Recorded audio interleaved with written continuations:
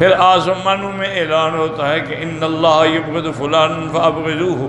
اللہ تبارک و تعالیٰ فلاں سے بغض فرماتے ہیں، تم سب بھی اس سے بغض کرو۔ پھر آسمانوں والے بھی اس سے بغض کرتے ہیں، پھر وہ بغض زمین میں بھی ڈال دیا جاتا ہے کہ زمین میں جتنی مخلوق ہے سب اس سے بغض کرتی ہے، حتیٰ کہ ایک حدیث میں آتا ہے کہ اللہ تبارک و تعالیٰ مچھلیوں کے دل میں بھی ڈالتے ہیں، وہ بھی اللہ کے بندوں کے لیے دعائیں کرتی ہیں، اللہ تبارک و تعالیٰ سے رحمت مانگتی ہیں۔ اسی لیے آپ دیکھیں کہ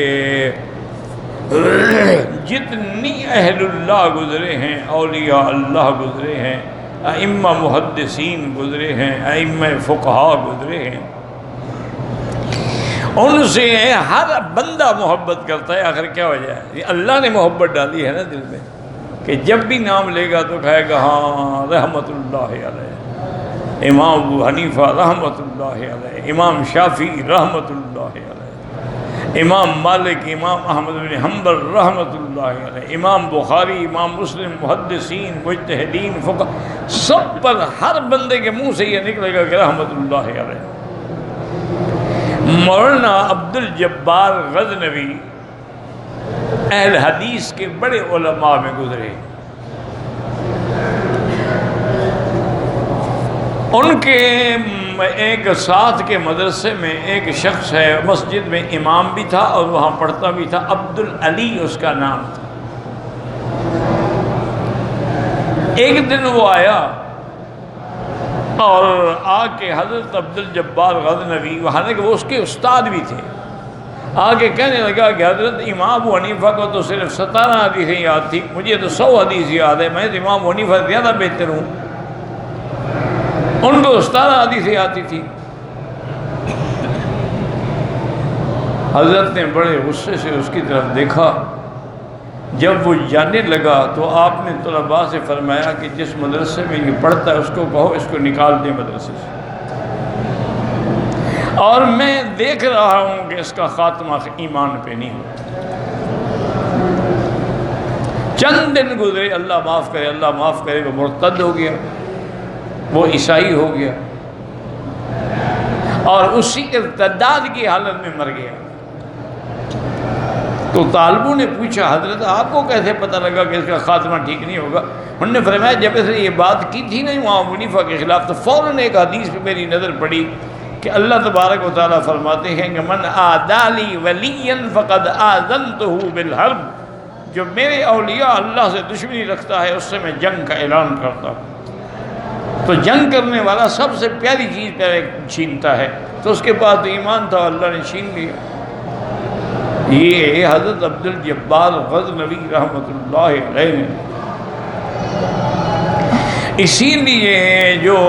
بڑے لوگ تھے، آپ دیکھیں کہ ایک دفعہ بی بی زبیدہ ہارون الرشید کی اہلیہ جو تھی، بیوی جو تھی، وہ رات کو محل کی چھت پہ کھڑی تھی، صبح ہونے سے پہلے یا نماز کے بعد فوراً، یعنی ہوا کے لیے اوپر چلی جاتی تھی، محل اونچے تھے، ہوائیں بڑی اچھی لگتی تھیں، تو بیوی نے دیکھا کہ بغداد کے لوگ جو ہے نا بھاگے ہوئے جا رہے ہیں، نکل رہے ہیں گھروں سے، بوڑھے ہیں، عورتیں ہیں، مرد ہیں، بچے ہیں۔ انہوں نے کہا پتہ نہیں کیا ہو گیا، وہ بیچاری ڈر گئی، نیچے آئی تو ہارون الرشید سو گئے تھے، لیکن بیوی تھی، اس سے برداشت نہیں ہو سکا، اس نے ان کے بیڈ روم میں کمرہ خاص میں جا کے اٹھایا، ان کو جگایا، انہوں نے کہا تم سو رہے ہو اور بغاوت ہو گئی ہے آپ کے ملک میں، ساری مخلوق بغداد کو چھوڑ کے بھاگ رہی ہے۔ تو ہارون الرشید مسکرائے اور فرمایا زبیدہ میں اتنا بے خبر بادشاہ نہیں ہوں کہ مجھے اپنے ملک کا پتہ نہ ہو، یہ بغاوت نہیں ہے، امام ابو یوسف آ رہے ہیں، لوگ استقبال کے لیے جا رہے ہیں۔ تو بی بی کے منہ سے بھی نکلا، اس نے کہا ہارون پھر اس ملک کا بادشاہ بھی ابو یوسف ہے، تم نہیں ہو، تمہارے استقبال کے لیے تو سپاہی پکڑ پکڑ کے لاتے ہیں نا، تو اصل بادشاہ تو وہ ہے جس کی دلوں پہ حکومت ہے کہ لوگ خود بخود بھاگ کے اس کے استقبال کے لیے جا رہے ہیں۔ امام احمد بن حنبل رحمۃ اللہ علیہ کا جب جنازہ اٹھا ہے، اس کے جنازے کو دیکھ کر 80,000 غیر مسلم جو تھے انہوں نے بھی کلمہ پڑھ لیا۔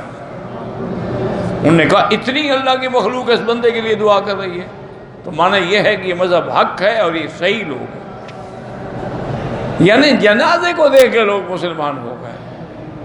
تو اس لیے ہمیشہ یاد رکھیں، اچھا کتنے بادشاہ مر گئے آج کوئی جانتا ہے؟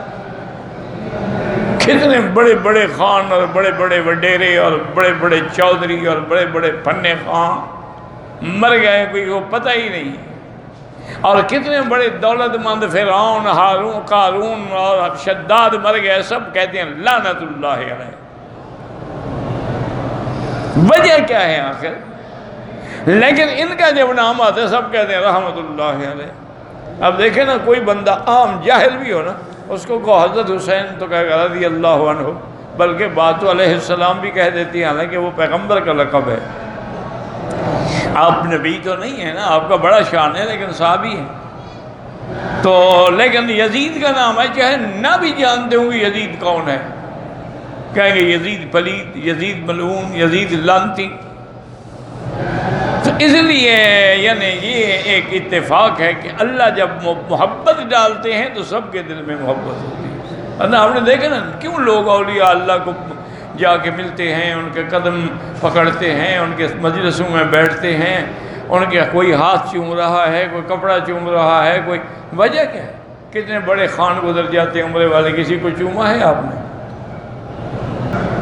اس لیے ہمیشہ یاد رکھیں کہ یہ علامت ہے کہ جو صحیح معنوں میں اللہ والے ہوتے ہیں، اللہ ان کی محبت لوگوں کے دلوں میں ڈال دیتے ہیں۔ اب آپ دیکھ لیں، حضرت علی حجویری ہیں، حضرت بہاؤالدین زکریا ہیں، حضرت فرید الدین شکر گنج رحمۃ اللہ علیہ ہیں، حضرت نظام الدین اولیاء ہیں، حضرت سری سکتی رحمۃ اللہ علیہ ہیں، کتنے بڑے بڑے لوگ گزر گئے، لیکن آج بھی ان پر کروڑوں رحمتیں ہو رہی۔ اسی کو دیکھ لیں حافظ ابن کثیر رحمۃ اللہ علیہ کو، یعنی کون سا مدرسہ ہے اس دین کا جس میں ابن کثیر نہ پڑھی جاتی ہو، اور جب بھی پڑھی جائے گی سب کہیں گے رحمۃ اللہ علیہ۔ تو یہ قبول کی علامت ہے، قبول کی نشانی ہے کہ جس کو اللہ اپنا بنا لیتے ہیں نا، اس کے بارے میں حکم دے دیتے ہیں، حتیٰ کہ مچھلیوں کو بھی حکم دے دیتے ہیں۔ اسی لیے جب حضرت یونس کو مچھلی کے پیٹ میں آپ نے حکم دیا تو ساتھ یہ بھی حکم دیا، خبردار یونس میرا محبوب ہے، میرا نبی ہے، اس کو تکلیف نہیں دینی ہے، بس ہم امتحان میں آ گئے ہیں، اس کو اپنے پیٹ میں رکھو، سیر سیر کراؤ، گھماؤ پھراؤ، لیکن تکلیف نہیں دینی ہے۔ وقال الامام محمد حدثنا محمد بن بکر قال حدثنا میمون ابو محمد المرائی حدثنا محمد بن عباد المخزومی عن ثوبان رضی اللہ عنہ عن النبی صلی اللہ علیہ وسلم قال ان العبد يلتمس مرضات اللہ عز وجل فلا يزال كذلك ويقول الله عز وجل لجبريل ان فلانا عبدي يلتمس ان يرزقني الا وان رحمتي عليه۔ اللہ کا بندہ اللہ کی رضا کے لیے محنت کرتا ہے، رات دن اللہ کا ذکر کرتا ہے، اللہ تبارک و تعالیٰ کی یاد میں مشغول رہتا ہے، فلاں اسی طرح ہوتا ہے۔ اللہ فرماتے ہیں جبریل فلانا بندہ جو ہے وہ میری رضا ڈھونڈ رہا ہے، بتا دو کہ میں نے اس پہ اپنی رحمت کر دی ہے۔ فیقول جبریل رحمت اللہ علی فلان ویقولها حملۃ العرش، عرش کے فرشتے جو ہیں اٹھانے والے وہ بھی کہیں گے رحمت اللہ علیہ۔ ویقولها من حولهم متى يقولها اهل السماوات السبع، ساتوں آسمانوں کے فرشتے کہیں گے رحمت اللہ علیہ۔ ثم يهبط الى الارض، روایت تو غریب ہے ولم يخرجوه من هذا الوجه، لیکن اور شواہد موجود ہیں۔ وقال الامام احمد حدثنا اسود بن عامر قال حدثنا شریک عن محمد بن سعد الواسطی عن ابی ذبیۃ عن ابی امامہ قال قال رسول اللہ صلی اللہ علیہ ان المقت من اللہ قال شیخی المحبت والصیت من السماء فاذا، یہ سب اللہ کی طرف سے ہے۔ فَإِذَا بَلَّغَ عَبْدٌ قَالَ جِبْرِيلُ إِنِّي أُحِبُّ فُلَانًا فَيُنَادِي جِبْرِيلُ إِنَّ رَبَّكُمْ يَمُقُّ مَنْ يُحِبُّ، محبت کرتے ہیں فلان فَأَخْبَرَهُ وَأَحِبُّهُ أَرَى شَرِيكًا قَدْ كَانَتْ تَنزِلُ لَهُ الْمُحَبَّةُ فِي الْأَرْضِ، وہ محبت پھر زمین کے لوگوں میں بھی ڈال دی جاتی ہے۔ وَإِذَا أَبْغَضَ عَبْدٌ قَالَ جِبْرِيلُ إِنِّي أَبْغِضُ فُلَانًا فَأَبْغِضْهُ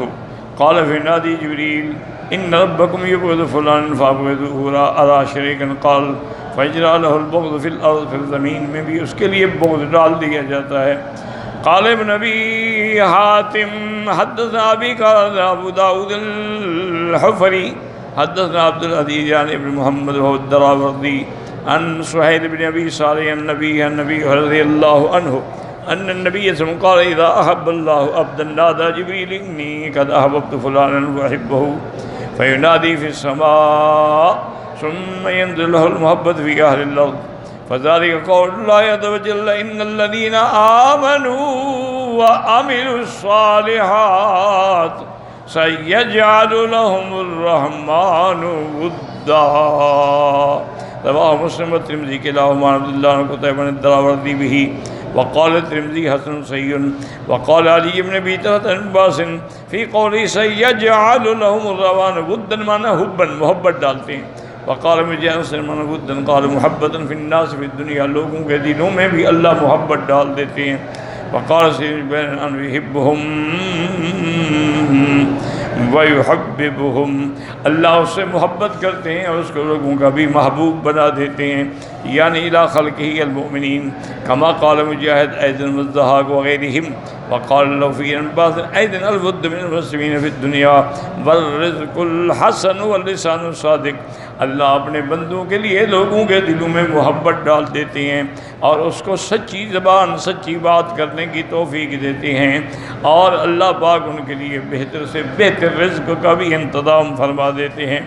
حضرت عثمان فرمایا کرتے تھے بندہ خیر کا عمل کرے تو اللہ رحمت کی چادر اڑاتے ہیں اور برائی کا عمل کرے تو اسی طرح پر سزا دیتے ہیں واللہ اعلم.